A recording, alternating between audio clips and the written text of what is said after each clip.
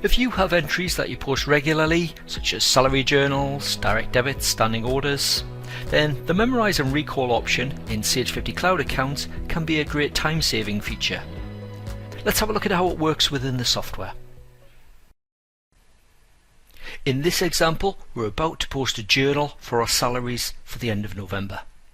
Now, just before we actually save it, what we'll do is we'll click the Memorise option at the top of the screen. So we click Memorise, give it a file name, whatever you want to call it. Let's just call it wages. Description. We'll just call that wages as well, and then we'll click Save. Now, we post our journal in the usual way, so we just click Save. And then when we're ready to post our salary journals again, to save us having to specify nominal codes and type in the details, what we can do is we could just go into Recall, find our file, so we called ours wages, it's at the bottom of the list, we highlight it, click Load, and it brings through the details.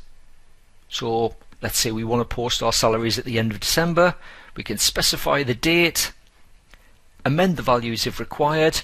We can add lines to the journal, we can remove lines, whatever we want at this stage. It's just like a standard data entry, and then we're ready.